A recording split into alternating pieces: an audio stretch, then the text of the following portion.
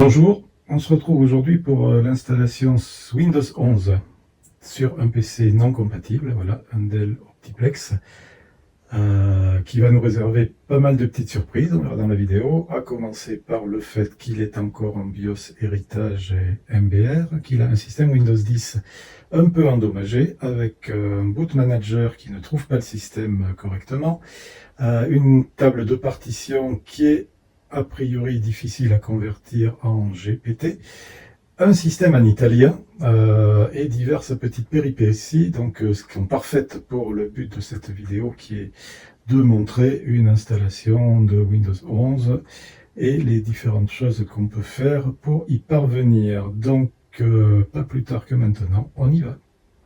Cette machine a une petite particularité. Quand on va dans cette clé de registre à l'écran là, qui permet de déterminer le langage système, on voit que le code langage est 410, ce qui correspond à de l'italien.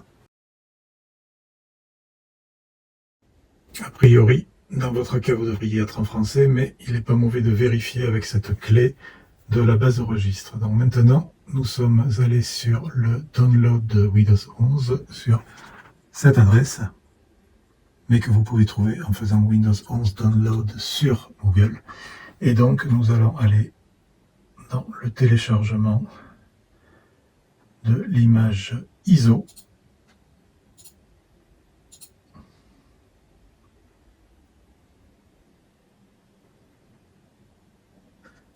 Donc ici, en principe, vous devriez être sur français, mais dans notre cas intéressant, on a vu qu'on était en italien. Donc il est important de choisir la bonne langue, sinon votre système ne pourra pas faire de mise à jour, uniquement une installation à zéro. Donc ici, nous avons une seule option, télécharger, et le téléchargement commence. On va maintenant récupérer notre téléchargement, qu'on va mettre dans le répertoire qu'on a créé, comme on le dit sur notre site ESD Windows 11, coller. Dans ce même répertoire, en suivant le site, on va donc venir créer un document texte.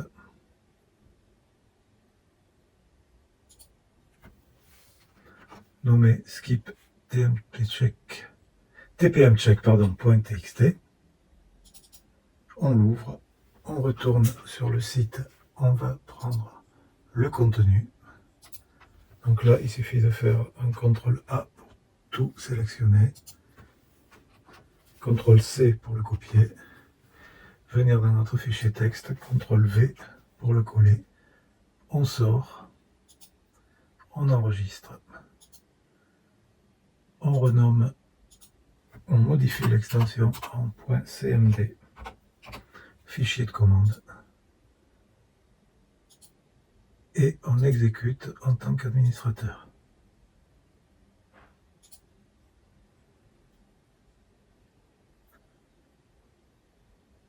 Donc là, comme c'était déjà installé, il m'a mis le message removed, donc c'était pour vous montrer qu'on peut le supprimer également. Je vais refaire l'exécution, et dans ce cas, il va me dire que c'est installed. Voilà, en vert, ça veut dire que cette étape est faite. On va maintenant mettre en place la clé de registre nécessaire pour les mises à jour sur système non compatible. Donc on va taper regedit dans la zone de recherche. Et ici, la clé à rechercher est local machine system setup MO setup. Donc si MO setup n'est pas là, il faut le créer, en faire nouveau clé et vous tapez MO setup. Comme elle est déjà là, on va dessus. Et ici, on voit que ce système avait été préparé. Si ce n'est pas le cas, vous voyez cette clé Hello Upgrades with Unsupported TPM or CPU. Si elle n'y est pas, vous faites simplement valeur DWord 32 et vous la tapez avec exactement cette syntaxe. et on vérifie que cette clé est bien à 1, ce qui veut dire que le système est prêt pour les futures mises à jour. On peut fermer la base de registre. Si on ne l'a pas déjà fait, il est temps de diagnostiquer le passage à Windows 11 grâce à l'utilitaire why-not windows11.exe. Donc on va le lancer. Et voilà, on est bien dans un cas intéressant, c'est-à-dire que ce système a beaucoup de cases rouges, il n'est pas prêt évidemment. Donc on est dans le cas où on est sur un ancien BIOS, Legacy. Donc ça peut signifier que le BIOS est soit pur BIOS, soit capable de l'UEFI mais en mode héritage. Le processeur n'est pas pris en charge. Le partitionnement des disques, c'est forcément du MBR si on est en vieux BIOS, donc c'est pas bon. Le Secure Boot de la même façon Legacy n'existe pas et le TPM n'est pas là. Donc on va voir, la première chose à faire est de voir si on peut régler le problème du démarrage en BIOS UEFI et de changer ensuite le partitionnement en GPT. Accéder au BIOS de la machine, tout va dépendre de la marque et du modèle. Il y a différentes possibilités avec les touches F2, F10, F12, Escape, F9. Donc voir le mode d'emploi. Pour Dell, il me semble que ça sera F2 ou F12. Donc on va essayer de le démarrer et d'utiliser la touche F2 pour voir si ça nous permet d'aller sur le BIOS. Donc je tape sur F2.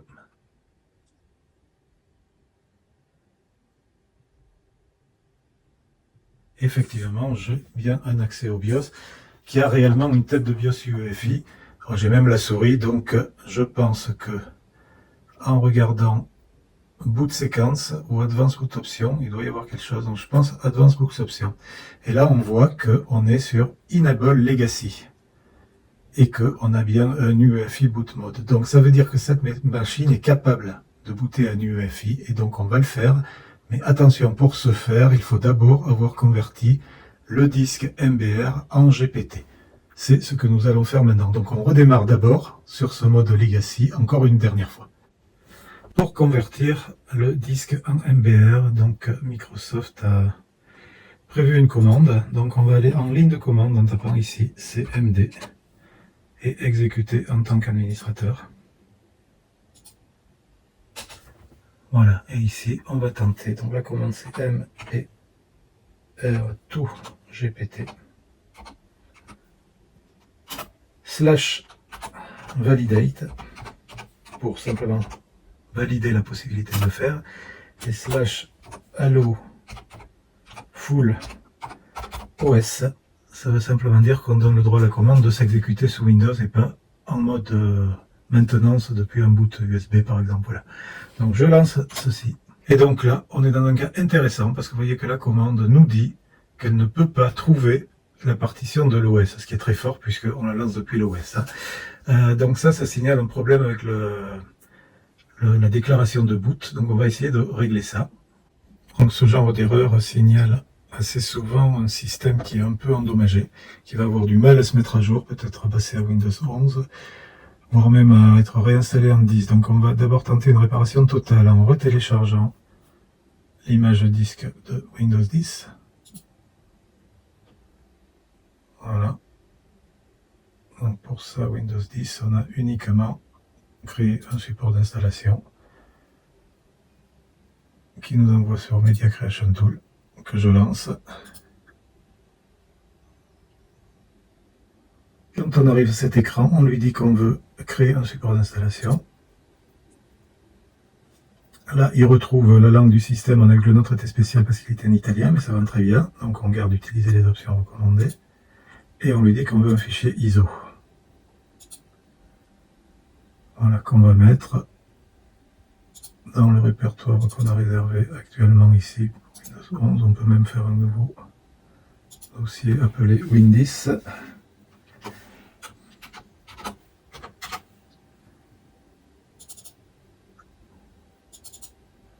Et l'enregistrer à cet endroit-là. Donc une fois le fichier chargé, je vais simplement lancer une installation de Windows 10 sur lui-même pour tenter la réparation complète du système.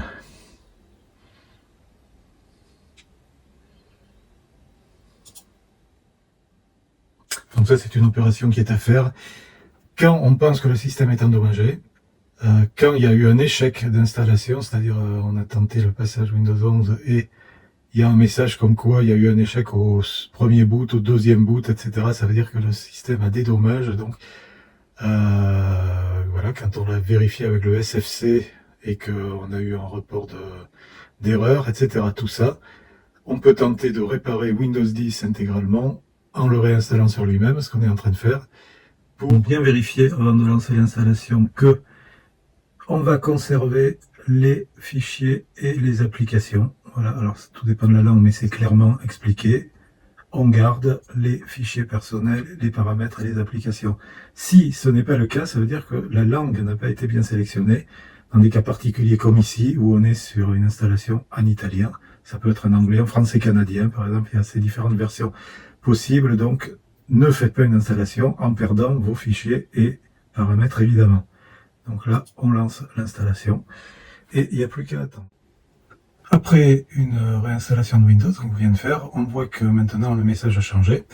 On a l'erreur la plus classique, un Layout Validation Failed for Disk 0. Donc ça provient le plus souvent de partitions qui ne lui plaisent pas. Donc on va examiner ça. On voit dans notre système que le disque C a 4 partitions. Je crois que MBR2GPT n'aime pas trop quand il y en a plus de 3. Donc on va peut-être regarder ce que sont ces 2 partitions en faisant un explorer. Ça permet de se rendre compte. Donc c'est une partition de recovery. La deuxième est aussi une partition de recovery. Donc je pense pas prendre trop de risques en supprimant une des 2. Donc on va carrément faire ça. Tant qu'on y est, on va déplacer celle-là en fin de disque.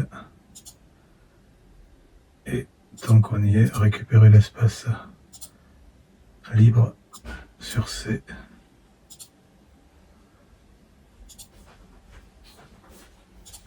Selon la version que vous avez, il se peut que les 3 opérations ne puissent pas se faire à la fois, parce qu'il va vous pousser à acheter la version Pro. Mais donc dans ce cas, vous le faites une après l'autre. Le tout est que on n'a plus que 3 partitions sur le disque. Et vous voyez que quand on lance la commande, là, on a une validation completed successfully, c'est ce qu'on voulait. Il y a d'autres possibilités.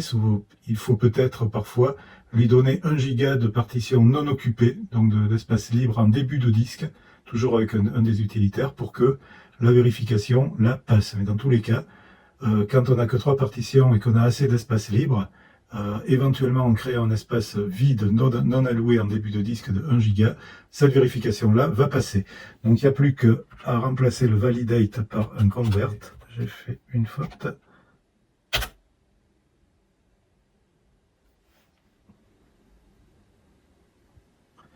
Voilà, et là, on se trouve avec l'erreur que j'avais dit. Il ne trouve pas de place pour l'EFI System Partition, donc on va retourner dans un gestionnaire de partitions. Donc là, j'utilise également le IM Magic Partition, qui est pas mal. Donc on va essayer de libérer de la place en début de disque.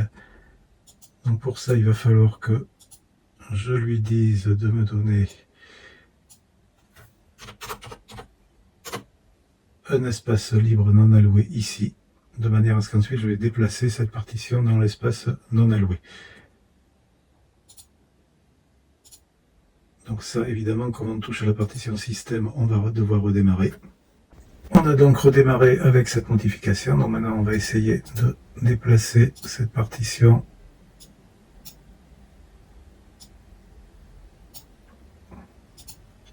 pour laisser un espace non alloué en début de disque ici.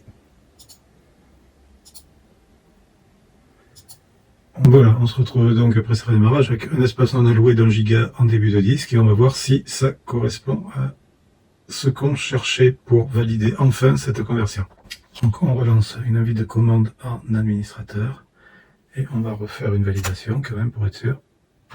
Avec succès. Maintenant on va essayer le convert.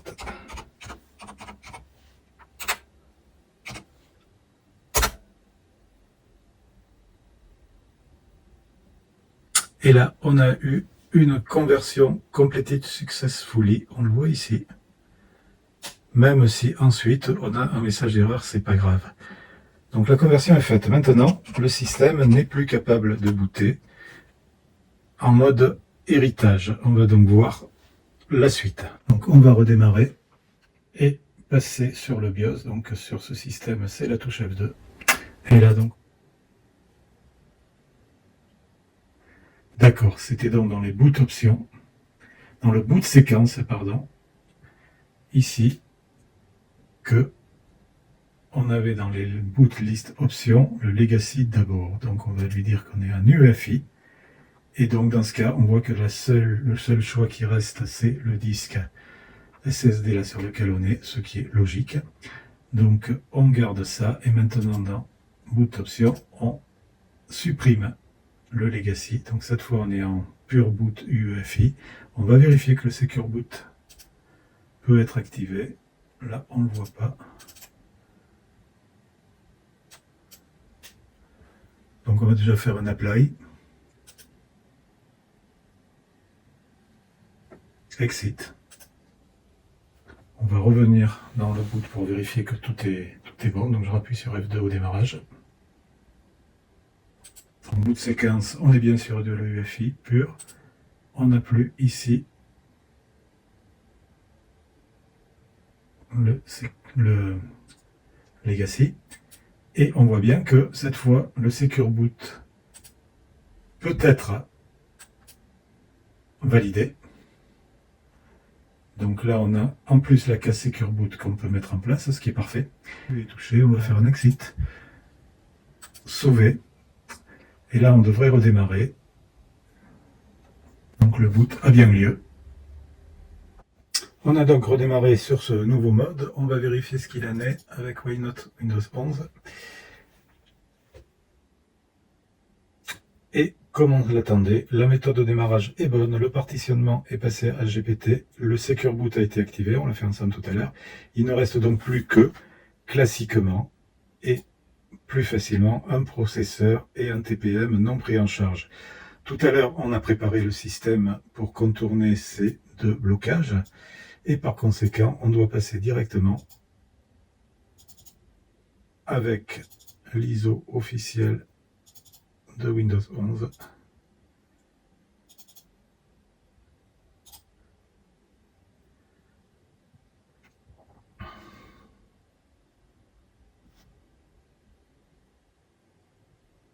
Bon, il nous parle en italien puisqu'on est sur un PC italien, ça c'est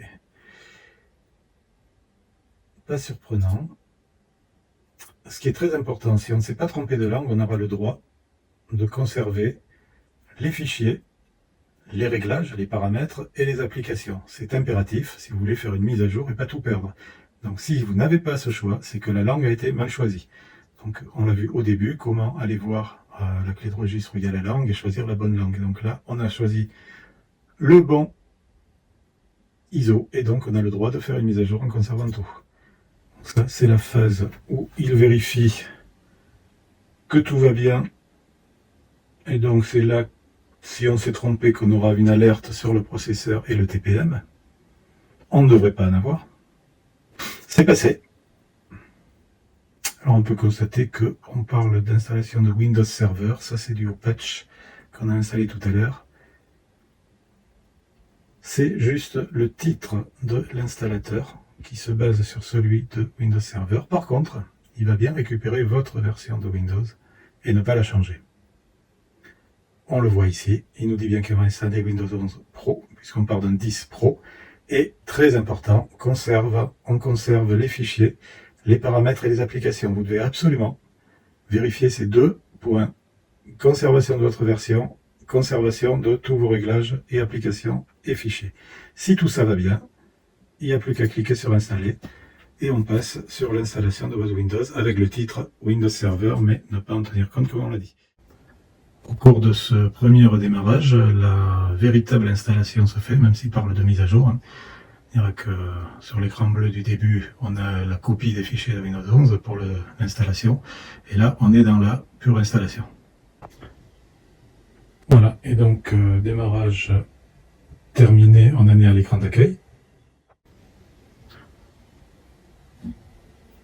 en fait, ça correspond au deuxième démarrage où le système se prépare.